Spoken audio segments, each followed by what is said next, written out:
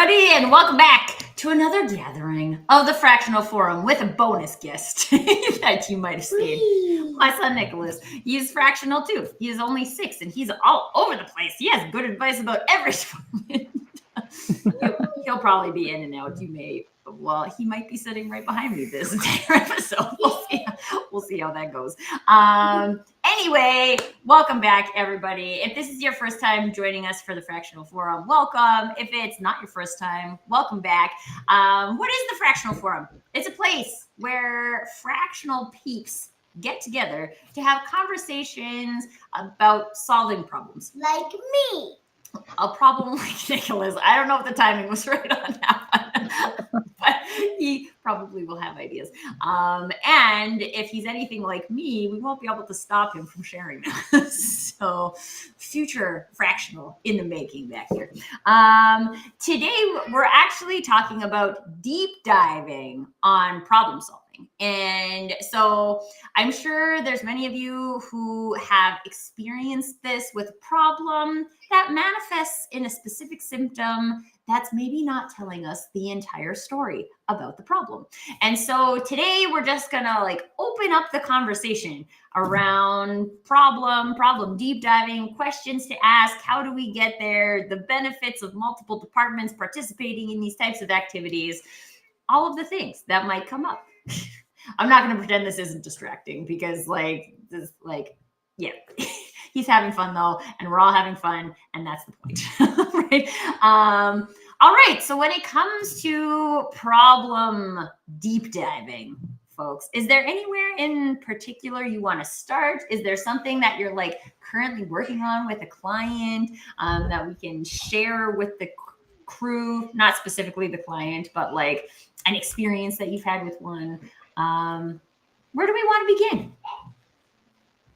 I think the one thing that jumps out to me is the tendency to want to jump into solution mode super quick. And I get the logic in a way of, it seems like it puts you in a positive mindset. Let's talk solutions, right? It feels less like blame or finger pointing. However, I guess what I like to do is to take what we see as the problem. So let's talk accountability. I feel like it's a big topic of a conversation for me always.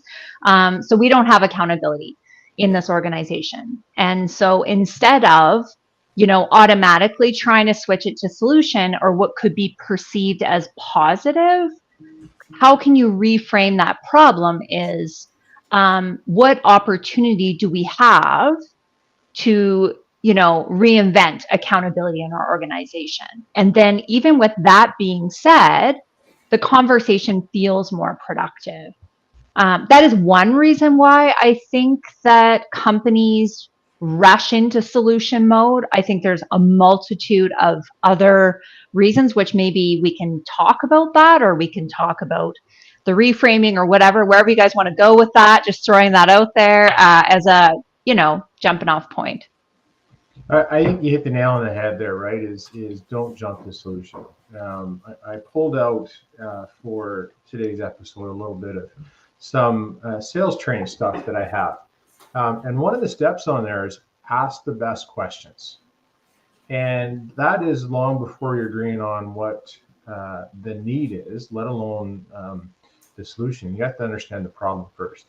So asking the best questions, I think, is the key step here at the start of this, right? Is what's going on in the company in a broader sense? What's going on in this particular situation?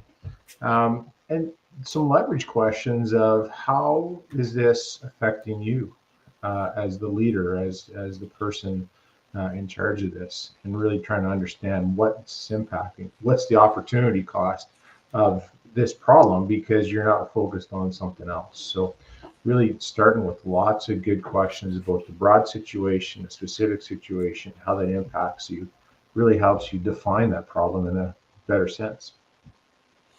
And Barrett, I would like one of the things I'm thinking of when Tim is talking about asking better questions is when it comes to the team and the employees, a lot of times there's a lot of things that people have in their head. They have thoughts, they have knowledge, they have emotions, they have all these things. And I mean, like, I'm making an assumption, but I'd love to hear your perspective on this. What are, how easily does a like people problem actually present in terms of like, I feel like this isn't a simple problem, right? Where people are just like, yep, this is the problem, you're the problem, or like this policy is the problem. Like there's usually, I'm sure there's a lot more interwoven complexity. Yeah, there's always these sort of surface level solutions. So for example, a client will come and they go, okay, well, our vacation policy isn't working for us. Like, okay, well, we're not just going to create a new policy for you. We want to understand, what do you want to see in your organization? What are the behaviors you want to see? What are you seeing in terms of like productivity? What do you want to create? Because I think, even on a personal level, I think we get stuck into like, what is happening right now? And we get hyper focused on the problem, but we lose sight of where we actually want to go and the future we want to create. So I actually hate rushing into solving the problem right away, because you're not really going to the root cause of the problem when you do that. And so we actually do a particular approach around discovering, what is that current landscape? What does the organization look like right now? And what do you want it to look like? What are you actually trying to build? And then let's figure out what the delta is on those two things. And let's get clear first on where you want to go. Like, what is the North Star? Like, let's get clarity on that first. Because a lot of the problems that present from a people perspective are because people don't know where the organization is going. And my belief is that they're extremely resourceful. So if you give them clarity on where the organization is going, they can better problem solve as well. I mean, I feel like in a lot of our conversations, we come back to the North Star and whether or not we actually have that identified, but also like living in the organization. And this is also making me think, a couple of weeks ago, we did an episode about how we were banishing revenue goals from like goal setting. And there's a lot, I feel like, again, a lot of people associate the problem with those like end goals, things like revenue or profit. And so like, okay, revenue is a problem. Okay, but there's a lot of things that could be contributing to that. And from a marketing perspective, it's very common for people to think, I have a revenue problem. I just need to turn up my marketing, more marketing, faster marketing. That will fix my revenue problem. And if we don't actually know what's causing the revenue problem, then why is it a problem? What's making it a problem? Is this just not enough? Not enough for what, right? Like, and there's layers to be peeled away there. But if you haven't done marketing strategically before, to the point where you have data that would say, I can just turn up my marketing efforts and that will turn up my leads, and they're good leads and sales can close those leads and all of these things are connected, then just turning up the marketing isn't going to solve the problem. So there's probably a marketer out there somewhere that will be like, yep, just get an email funnel. That'll solve your problem. And a lot of people invest in those types of things. I saw your face on that one, Tim. Is like, I've never seen that work. And people can sell you that, but like the likelihood of it working is very low. But also, I think that comes down to, again, as the, shall we call them the problem owner, right? You're the one who has the problem, who owns the problem. Are you going to keep chasing what seem like the quick fixes, which haven't to date fixed anything? And if those quick fixes haven't fixed anything, then I feel like taking a step back and do some deep dive on your problem discovery is a good opportunity. But then you also, like you mentioned, Tim, you got to have someone asking you good questions, right? If you're just sitting here in your office by yourself as a CEO trying to figure this out, that's a lot harder than if we just like have someone who can ask us good questions. Well, and to build on what you're talking about there, and using the example of marketing leads and sales, all those points of view are really important too. So it's not just asking the best questions of the problem owner, it's asking the best questions of all the people that surround the problem.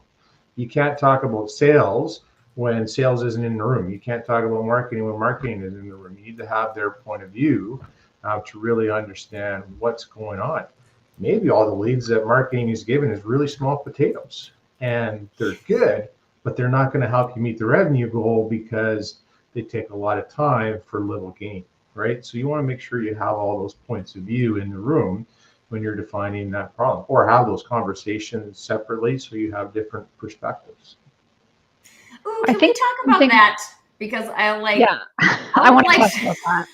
Okay, good. Because like, I've been a part of a lot of organizations where like there are good resources asking good questions, but they're all in different rooms and the conversations are not connected. And it's not that any one of those conversations on its own hasn't been productive, but then like kind of rolling into the accountability part of this, right? Like if we're not all informed, I'm actually dealing with this right now, right? That I'm working with a client, there's been some like, sounds like really exciting strategic conversations that have happened that I was not a party to. I have a strategic role in the organization and I am not getting the information and I'm trying to figure out what I'm supposed to do with that. And there's also then this, I don't know if it is a like full transparency conversation or what it is. I know a lot of times people think they're being helpful by only giving you the information they think you need. But I've found like very much as a strategic resource, I need all the information, right? Like, I can't do strategic marketing if I don't know what sales is doing, right? Like I can do marketing, but I can't do strategic marketing. So if I'm here to do strategic marketing, I need to know what sales is doing. And the easiest way to do that is to be in the room with sales, having the conversations about the things that they're doing. So I'd love to hear the rest of your like experiences with that, because I do think as fractional people, we get siloed. We like almost naturally silo ourselves, right? Because I'm going to say I'm a fractional marketer. So like come and plot me in the marketing department, but I can't actually do meaningful marketing unless I'm connected to the other resources in a meaningful conversation. I mean, like, why is that? Why does this continue to happen? We talk about this all the time on this show about diverse perspectives and the power of diverse perspectives. And then also how by bringing different individuals to the team does have a result in ownership in the outcomes. But it is a thing. And I think we can make a lot of assumptions. Like Tracy, you said, perhaps they're doing it to make my role easier. They think they're helping, supporting me. Maybe it's because you're too busy, not like the business, right? So you have some deadlines, you have some objectives underway, and you don't feel like those resources have the time to be part of this conversation. But that kind of could be perpetuating the problem. And in fact, maybe that is the problem, right? If an organization, an individual, a department is jumping into solutioning very, very quick, I'm going to guess it's because they have the habit or kind of the culture or behavioral tendency to be rushing consistently, right? Like a little game of whack-a-mole, if you will. It's not even firefighting anymore. It's just whack-a-mole. So I don't know. I guess like I want to throw that out there. Why is that happens? What have you guys experienced as if you were to push that conversation, which I know, Tracy, you definitely do. I know we talked about the no thing last week. So, and we all want to challenge, that's the outside perspective. what have you guys heard back on that? Like, why aren't you involving me? Why aren't you involving this person? Why aren't we bringing in sales? Like, I feel like, you know, we need to be having this discussion with an HR representative. And what have you guys heard? So I I've experienced this a lot in my world because, you know, you're coming into an engagement. They've never had, well, for myself, they've never had HR before. So my responsibility isn't just the doing, it's also educating on what is possible and where the lines intersect, right? Anything to do with people, there's an opportunity to bring the conversation in to us so that we can be more strategic, so that we can make better decisions, so that we can align to the North Star. So part of the role of a fractional is also around education, not just the delivery of solving the problem. One of the things I've observed in a lot of places is a lack of understanding or putting yourself in the other person's shoes. And so sometimes if we're in a role, let's pick on marketing, because we always love to pick on marketing from sales perspective. I can take it. But if you don't understand what the salesperson is doing with those leads and the sales conversations and how those things go, then you're kind of just looking with blinders on of what is a good handoff. When really understanding what do they do with this, what happens, and then from sales working with ops, so they understand what happens to get the thing done, to deliver on the promise, right? A lot of good salespeople come from an operations world and they bring that, but you still need to keep in touch. You still need to understand what's going on. And that's one of the things I try to do in many engagements is get out to the front line and understand what's going on out there. So that how are they serving customers? So whatever we're trying to solve, what are we trying to do out in the front line, and how do we make that more effective in whatever role we're taking on? And having that understanding and shared vision of what goes on between teams goes a long ways. And sometimes you have to put up walls. So that's a sales problem. Let them worry about it. Is it? It's an us problem. Let's get into this together.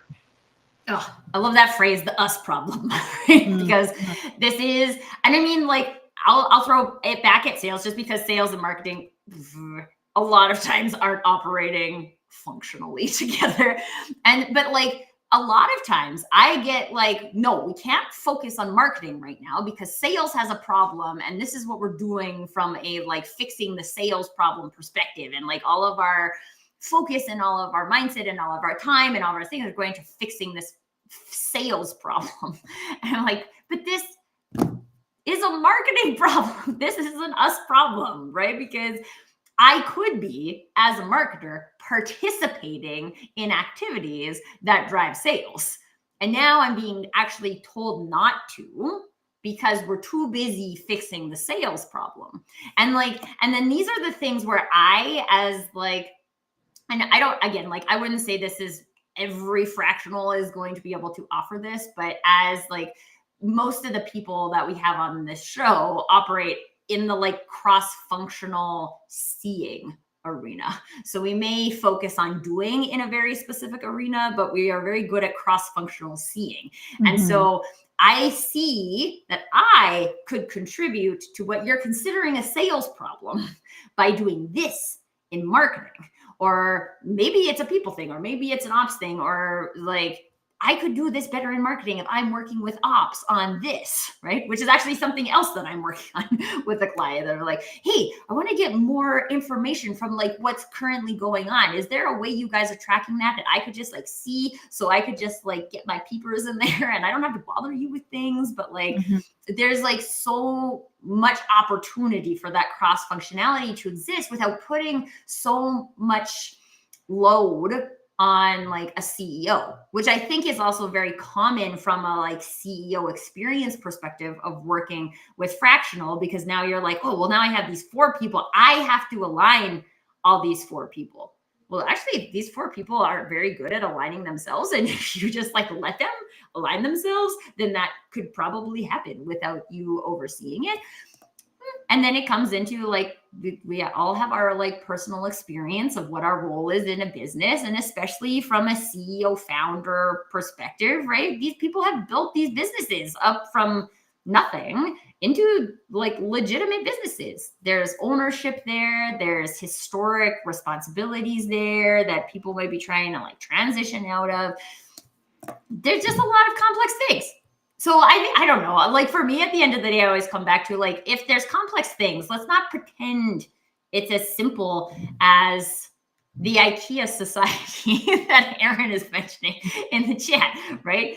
Do things quick and cheap, right? Like, I mean, and he goes on to add, there also tends to be a cultural issue. That issue should be, we all know how I feel about shoulds, should be fixed quickly and bandages put on them. You need to have both containment and countermeasures. So I think you're right, Aaron. A lot of people focus on the easy fix instead of a true problem. And I don't know. I'm going to stop talking now, because now I feel like I could go on a rant about like ego and how ego keeps us in like easy fixes instead of deep diving problems. But I'm going to let someone else Okay, talk. so I'll go there, Tracy. I'll go there. So first of all, I think one thing we should wrap this up. It would be amazing, not wrap up the show, wrap up this point about that the four of us all agree. And I would love if it was a, movement that the solution is likely never that first thing that's there. It's going to take time. It's going to take a lot of horsepower, diversity and perspective. And some of that diversity and perspective that isn't emotionally tied to how we got here and what you're feeling like as far as being in the business for 20 years, have a second mortgage on your home, that kind of perspective. But I think we can all agree that it's something that can't be a quick fix. If it is a quick fix, it's going to come back up. It might surface in sales initially, then it'll surface in operations later. And then if operation does a quick fix, whoa, it's going to surface in HR, and then HR. I like the Band-Aid totally. Analogy. And but then in that scenario, I think it's good, because then people see a Band-Aid, bandage, whatever, as temporary. Right. So if we could also pivot our language to like, this is not a quick fix. This is a Band-Aid. We all realize that we're putting a Band-Aid on this, and Band-Aid is eventually going to fall off. Well, so we talked about emotion, right? And Tracy, I think you threw out the word with ego. And I mean, I think ego is definitely part of it, but it's pride. I feel like that's a more comfortable word, in that willingness to stop the way you're doing things and do something differently, because there's that, what if I've been doing it wrong all this time, right? Like there is some fear around that. Like, I mean, maybe, okay, so sorry, I'm going to backtrack on the word doing it wrong. But sometimes, like, we bring in a new software into a company, and I'm going to throw out Keith's perspective. He always says that technology can, amplify things in a positive or negative ways. So we bring on new technology, and all of a sudden we see some negative things that are bubbling to the surface. Yeah, but then you look back and it's like, well, we just spent $50,000 onboarding this technology. Like we got to keep going ahead with it. Like, we have all of the data in the technology, and we have to start using it, instead of stopping and saying, why aren't we using the tool or technology? What is happening before or after that's causing this? Is it the way we're working as a team? The culture around even feedback, that why we got this far to be in this situation. Sorry, I cut you off, Tim. It's just Tracy throw, which I think is definitely something to consider when wanting to go and deep dive into what it actually comes from. Well, that was the early point I was making about leveraging. How does this affect you? And really trying to understand that, right? And going throughout that problem discovery, I'll call it, to understand how it affects different individuals. If you don't do that well, your quick fix may actually create other problems. I'm thinking quite a bit as we go through this show about an operations person that was upset the sales team was contacting a supplier, and mistakenly and wrongly, I was directed not to have my team phone. It created a bigger problem because now this ops person was getting all of the calls that the salesperson would have made to the supplier instead, and not filtering out different options, product availability, all that kind of stuff. And it actually made it worse for them. So it's really making sure that you understand all the problem and the different points of view so that your quick fix doesn't become a bigger problem. Our Band-Aid. Let's call it Band-Aid from now on. And with emotions, that is often why having that outside perspective coming in and asking those questions and creating the spaces for that collaboration, value stream mapping on trying to find bottlenecks, the 5 whys, root cause analysis, whatever methodology you value as a company.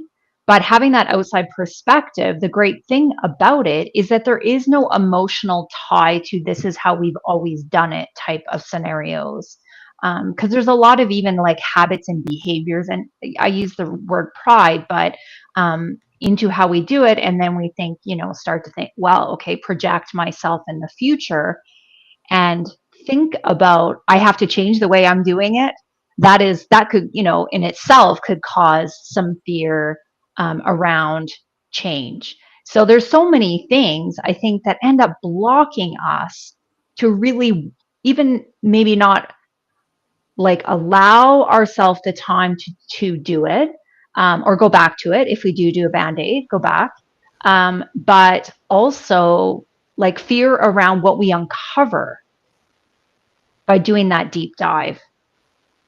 I think with the emotional piece that you're talking about too, and having, you can use a methodology, you can use whatever, but playing back the problem with the emotional detachment is something that you bring from the outside too. So you can play back and say, do we agree that this is the problem? And you can take out finger pointing, you can take out some of the blame game, and you can at least make sure everybody agrees on the problem that you're trying to solve, because that builds that better shared understanding of what's going on across different business lines in that process.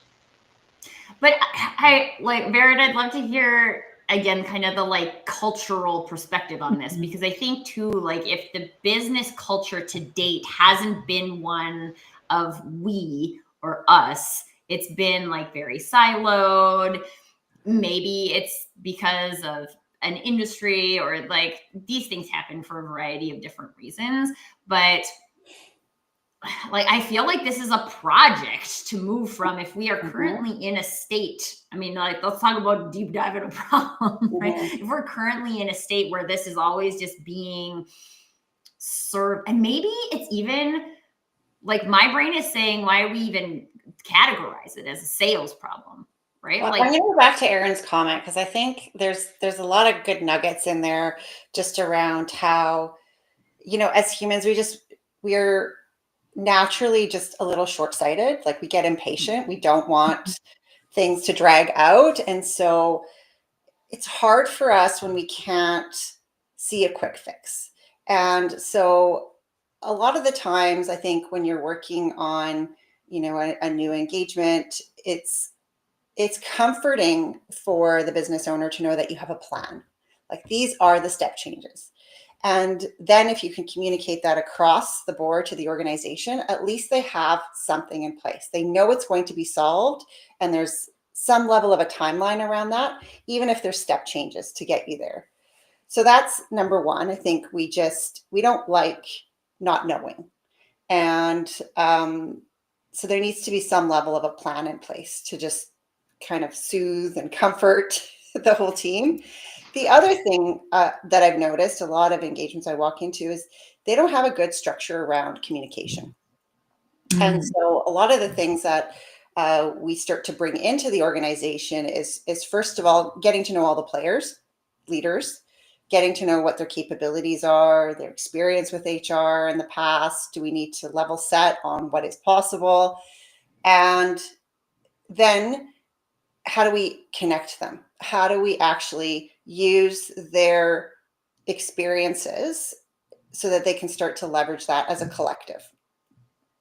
And so sometimes what we end up doing is creating sort of like a little peer group where they can start to, maybe on a monthly basis, connect with one another, talk about what's happening in their respective departments, and they start to problem solve together.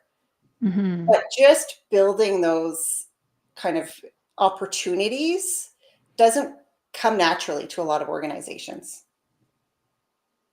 Yeah, I think that it's so interesting. Like, a lot of these problems exist because the human psyche naturally does these things, right? Like you said, Mary, we naturally jump to I'm feeling pain. How can I get out of my pain, right? I want to get out of my pain as fast as possible. And what happens though in those scenarios where the pain is a deep pain, right? And we have to go through those exercises of feeling uncomfortable in order to actually solve the problem. And I mean, I've seen so often just layers upon layers upon layers of Band-Aids on stuff, and so much so to the degree where we forget that there's layers and layers and layers of Band-Aids on this. And now we've actually maybe covered up more than uncovered. And then at the end of the day, we kind of have to get back to the uncovering practice. And the uncovering it's a skill, right? It's a skill that you get better at when you practice. And so if the practice that you get is putting on Band-Aids, then you don't actually get better at the skill of uncovering. You don't get better at being uncomfortable because we're just let's do this, let's do this, let's do this, let's do this. And I think actually, I want to go to the comments because I know Erin has a comment here about Toyota. Problems are gold is a mindset many organizations do not have. One of the principles of Toyota is stopping to identify issues and get them fixed, which is why they have one of the best qualities in the world. It's celebrated to get a fix done. So SpaceX and forget the value of, sorry, I'm just going to finish reading. That's okay. I thought you were done. Celebrates their failures and looks at it as a learning opportunity. It's a mindset and cultural issue. And I do think that this is, again, we have a sales problem. Let's do all these sales things. And we don't really think about the mindset. We think about the doing. We don't think about the value of the activity in that deep dive, in the mindset shifts, in the practicing being uncomfortable and in those types of things. But if people are resourceful and they are able to solve their problems, you just have to get them in a room together. And I also agree. I think friction creates opportunity. So what if, take it back to goals last week. We've been talking about goals off and on the last few weeks. And I've been reading this book, The Power of Habit. Awesome book. And there was a story in this book about having a very simple thing, a focus in a business. So a business owner comes into this business and his focus on safety. And it blew everyone's mind that was, wow, it's not about, diversifying into a new market or increasing revenue or profit or whatever it was. It was just safety. And it was really disappointing. But what if a company's focus was on solving our problems? And that was it. And everything came through that lens. And I know that it seems well, that's insane. Why would we do that? But you would have to work to clear out all the obstacles in your way of solving problems. So Allie threw up a comment Great discussion. Most of these issues can be better tackled when organizations promote psychological safety. So, I mean, that's, if an organization's one goal for the year, starting at the top, was solving problems, and that, and it was around no band-aiding and fixing. Imagine all the trickle down of like the way an organization would start to run. Those But also, conversations would be valued and rewarded, like bringing the right people together.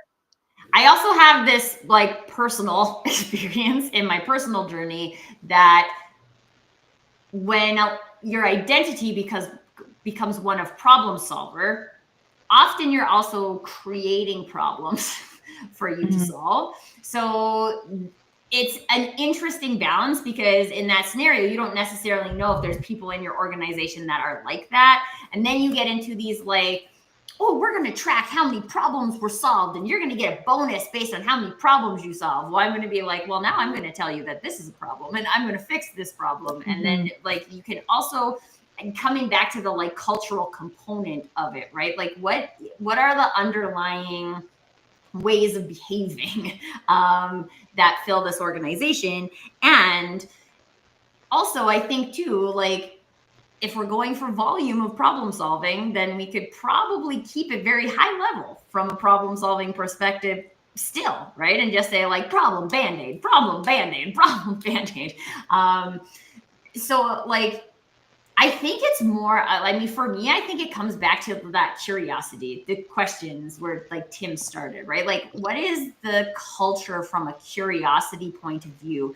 And do people even have time to be curious? Does everyone have it in their job description that they are encouraged to be curious about these types of things? Are we making sure from a leadership team that our people have time to be curious? If I've got somebody who's working 40 hours a week and just hustling to get done the stuff they have to get done, like, let's be honest, they don't have time to be curious. They just have time to execute. So then who's being curious? Okay, am I as the leadership team being curious and I just have like executors over there? Okay, that's fine. But also then, like, if I look at my own personal culture, which is like very intricately tied into curiosity, like if I'm going to have a marketing coordinator work for me, I want them to have time to question what I'm telling them to do.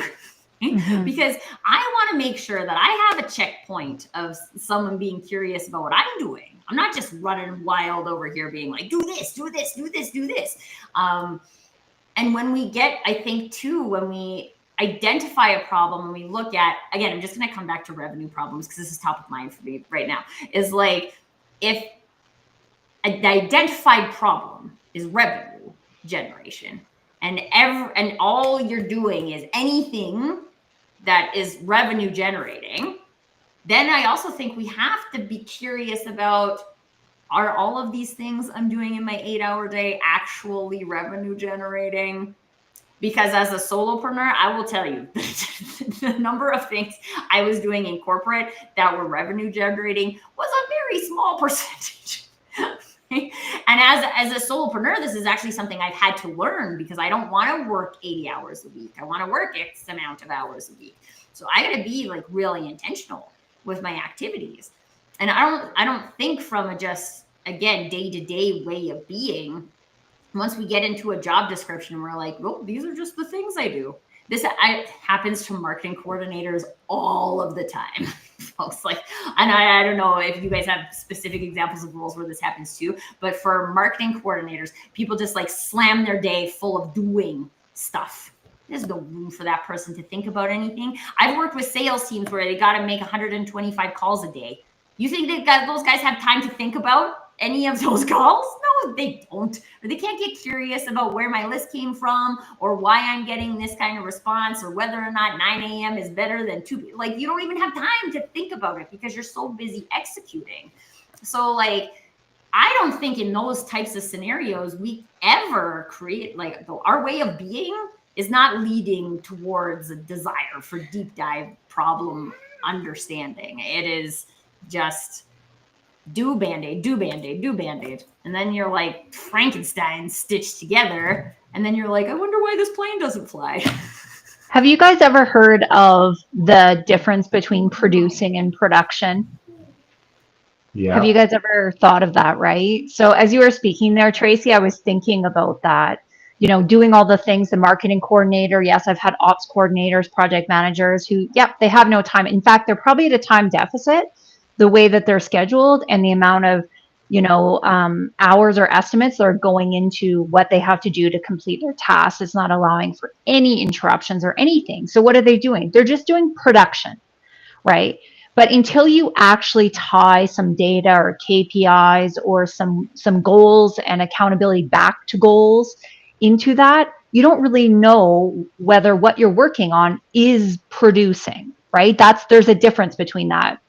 And the other thing that popped up to me, oh my gosh, I just lost it. Someone's going to take it away. But yes. Nicholas is distracting everybody. I was going to say that it's the mother in me. I'm just like watching him. It's not him this time with his sideways camera and the lights out. It's got to be somebody. You're welcome, Tim. Thank you. Thank you for taking a load off me. I want to go back to what you were saying, Lindsay, about a goal of solving problems. And the powerful thing in what you're saying there is empowerment. And I think a lot of people don't feel that they're empowered to solve some of those problems. And I was thinking about this really silly story from my first job back at the Linden Co-op when I was 16, and customers would sign the invoices. And there was pens that didn't work all the time at the front counter. And it wasn't until one customer took it and threw it out. And I went, I could do that. I could throw out broken pens. And I suddenly felt empowered to solve that tiny little problem. But up until that point, I'm just a 16-year-old kid. Like, the boss keeps these pens here. I don't think it's my place to throw them out. So instead, I have customers going through 6 pens trying to find one that works. But it's about empowerment and making sure people feel empowered that they can throw out that broken pen because it's not working. And I see that in a lot of organizations is that you just haven't created that culture. You haven't created that discussion about problems that you're like, hey, you're right, that's a problem. Why don't you go solve that? That's something you can go do. And people will feel more engaged. They'll feel a bigger part of what you're trying to do because they're helping to make it better. And so I think that's the real powerful thing there is that empowerment of people. Well, and I think this also ties into Ali's comment here about human beings versus human doings, right? Like that throwing out the pens doesn't work. It probably is not ever going to be on a thing that's on a checklist to do. But when you're being helpful to customers and you're empowered to be helpful to customers, then you throw out the pens that don't work and you replace them with pens that work. I think we spend so much time trying to get like a magnifying glass on all of the activities that people are doing that we forget to step back and say, like, what does that activity do for our organization? How does it limit? I did a lot of work in customer experience, and I used to call these things golden handcuffs, right? Is that we would tell people how they could help a customer. And now I can't actually help the customer because you have limited me so much as to what I'm allowed to do. I can't be helpful anymore. And now what we tried to do with that process doesn't deliver that experience. And so now, again, like as a low-level employee, right, who's on the front line, which should never be considered the low-level employees, crazy. But like these people, they don't have the ability to make those types of changes, to do what they would do, to be how they would be. And we're like collecting all this data in other places about like, oh, this is how many likes get. No, who cares? If our problem is that we can't build a meaningful relationship with our customers, then like, I mean, like, yeah, that can be reflected in our marketing efforts, but like, it can't just be reflected in a marketing effort. And if a marketing survey reveals this, and I'm not allowed to talk to ops about how they're delivering a project, right? Like, then what's the point? Mhm. I think again on the Fractional Forum, we come back to like, how are we working together to get stuff done? But you guys know, I mean, I don't want to talk in circles. That's not the goal of the show. But I mean, like, this kind of harkens back to your question, Lindsay, earlier. Like, why does this happen? Why do we constantly get sucked into the quick fix, the band-aids? Why do we constantly get sucked up into like, let's just make this one department's problem? And like, how about we use our last 14 minutes to talk about like, okay, this is how we observe this, but how can we break it down? Right? We want to break down those silos. We want to break down the band-aids. What are some of the questions that you guys have found successful in breaking down those barriers? Where are some of the like success stories that you've experienced when people move past band-aid phase to like, let's get real?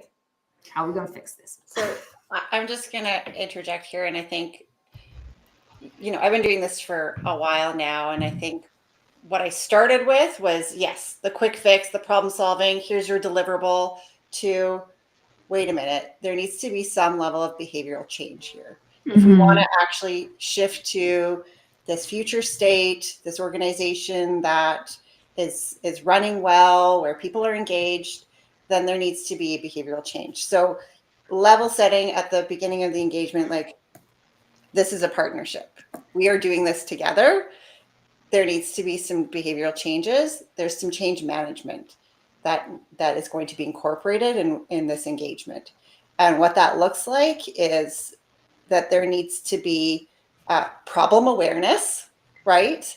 The desire to change, and the space and the want to up level our skill sets and our capabilities and the way that we lead. So that's definitely been a learning for me in terms of deep diving into the problem and coming up with a sustainable solution. I think behaviors are, it's a tough nut to crack. That is exactly why I'm reading this Power of Habit book, because it talks about three different things on a cycle of habits. And the first is your trigger. And then your second is your routine. And then your last is the reward. So if you think about it, there's going to be triggers all the time to get back into that. We've talked about time in a way of deficit a lot today. Like, that's why companies or individuals aren't spending the time to get to the root cause, because they don't have the time. They're at a time deficit, right? Like, they're in production, they're not producing. So they're at a time deficit, overscheduled. So if we think about that, and we clear the roads and we put in the processes and systems in place for them to start to be successful to do this, the trouble is the trigger comes in where you become the victim of your own success and you get this massive influx of work.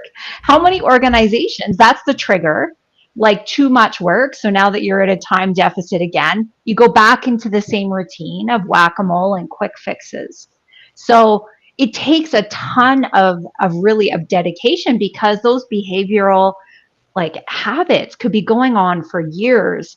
And all the individuals in the organization could potentially are enabling or are just complying, if you will, to the behaviors or the way. But it is very doing and not being. There is no, intention. So I would even challenge that once you kind of get to that and you have the foundation laid, your work is even not done there, because you potentially could get sucked right back into that vortex of quick fixes and workarounds. Like, those are swear words to me. Like, Tracy, how you say should is your swear word. A workaround is a swear word for me. It's a huge swear word because it will come back up. It will. And I challenge that people do circle back to do that work after the fact. It's like, nope, it's off my desk. It's not important anymore. It's not impacting my life. It's not impacting our success as a company. And then soon enough, it will. So and it's a mindset thing when you think of proactivity versus reactivity, because that time is either going to be spent in a way that you have, in a meaningful way where potentially you can influence how that time is used, or it'll come back at you when you don't want it to. The best person's on holidays, and the strongest technical and the only person who knows how to do IT in your company is all on holidays. That's when it's going to come, right? Isn't that Murphy's Law? Well, and I think, I think we should start swear jars for these things. And every time we hear like people say them, and I'm gonna like make my clients pay me quarters. Like every time you use the word should when it's about marketing, you owe me a loonie and put it in this digital jar.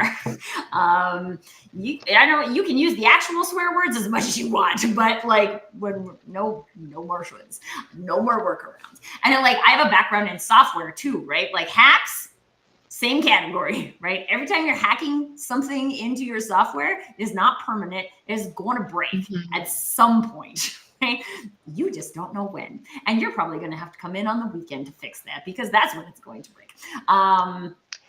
But we're also, like, from a marketing perspective, we're sold a lot of this, right? We're sold the easy button. We're sold quick fixes. We're sold magic bullets. We're like consistently being served with this message that is available. And I also think we need to be able to like take a stand for our own beliefs and say, like, I don't believe in that. I don't believe in I believe in doing things right. And sometimes that means it might be quick. It might mean that Tim can just throw away the pens. This is a really good example because that is quick. It's a very quick fix, right? And it does actually solve the problem. But when the like perspective and the beingness is behind, like, how are we observing what we're doing, and how do we create time for that observation? I actually I was going through an interview process with a potential client at one point, and I had so many people who I was talking to in the organization tell me, you'll never get ahead of this portfolio. This, like, oh, if you have time for that, I'd be surprised. And I was like, what is happening here? Do you want me to fix this problem? Because it sounds like whoever you get in here, you want them to just continue to reiterate the current problem. Just add more pens. Keep adding more pens. I'm confused because, and I remember saying this, I'm like, you guys should know that when you say these types of things to me, my perspective on that is challenge accepted. And I have every single intention of proving to you that this is not get aheadable, right? Like, I am Captain Kirk and I don't believe in the no-win scenario. Right? I believe that we haven't gotten curious enough about the problem to figure out what the fix is. And so if you bring me in, that's what I'm going to do. But no, I'm not going to keep doing all of this broken stuff. Like, what's the point in that? And I'm pretty sure they hired somebody to keep doing all the broken stuff, and it's fine. But like, I love Tracy. You switch to the horizontal finger when you get all like lit up and passionate about something. Your hand goes to the point. This is the point. I need like a GIF of this. I don't know if I'm cutting you off, Lindsay. I don't know if you had a thought you were going to go there, but I was going to jump in. It's all good. I was going to jump in about the looking at the problem and all the perspectives. I forget what you just said a second ago, Tracy, but it triggered this thought. Is that part of looking at solving a problem is making sure you're not looking at it in silos and looking at it only from the perspective of operations or marketing or finance, and building trust in other areas. Because if we talk about sales as this faceless organization or marketing as this faceless group, there's no trust there. And so I think back to a previous company I was at where we set up meetings with customers, with directors across the entire company. And so two things came out of that. One is you had people that had never met with a customer before go meet with customers. So that was huge. You had the HR director meeting with customers, you had finance meeting with customers. But the second and almost bigger was the fact that people that don't spend time together had hours of windshield time together traveling to the customer site. Mm. And so that was a huge win out of that we didn't expect. We went in, get people to meet with customers.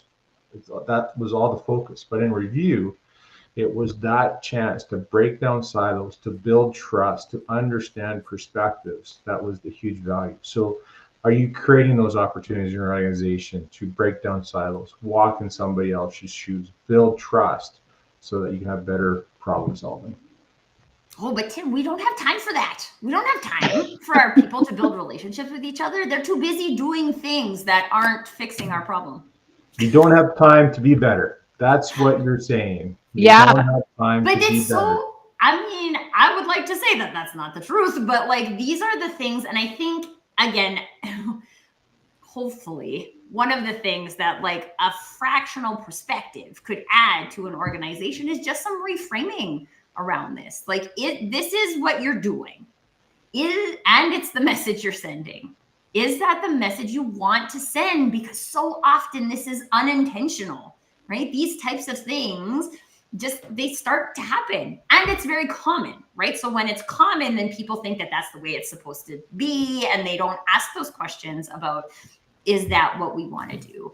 But we are a company. I had a client once who was just all about like creating beautiful things, right? And I was just like, okay, so she was all paranoid about this email funnel that she was trying to make. And I was like, okay, so like when you're doing that activity, does it feel like you're creating beautiful things? And she was like, oh, no. I'm like, okay, well, if you're all about creating beautiful things, she's a photographer, right? Like maybe this isn't the activity that contributes to that.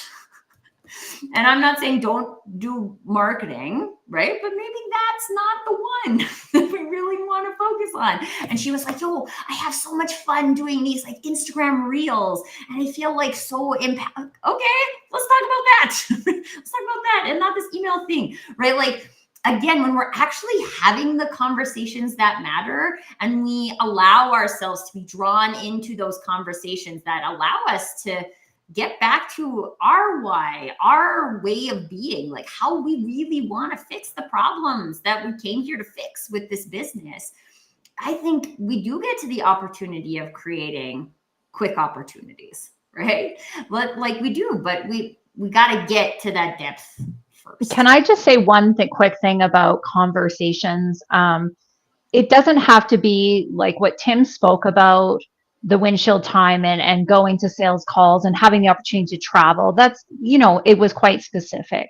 But if it is just about the conversation, the one-to-one just conversation with people on your team, or maybe there is some intentional about, cross-functional conversations, if that is the goal, that is super powerful. I had a one-to-one this week with one of the companies that I work with. And so there's 3 leaders that I'm accountable to have one-to-ones with. And it was so impactful. So impactful, simple kind of questions that, just about how's it going and removing barriers. And the individual who brought this initiative to this organization, he said, it's like the opportunity to put your arms around the person in a way of like, building that trust, building that relationship and having those conversations. And then as a result of that, those conversations become part of your behaviors, part of your habits. So, maybe the problems don't wait for those conversations. Now the conversations continue, and then it becomes like a whole cultural thing across the organization. So just something to point out, like the conversations once again, and communicating and how you support that and reward that in your organization is really something to consider. Yeah, I think this is totally true. And I want to just grab it, Ali's last comment here about how Jim Rohn said, if you're working on your job more than you're working on yourself, you need to stop and think. And the same applies to organizations. I think it's just a really great takeaway from the show, is if we just like constantly, I like to use the separation between leading and chasing.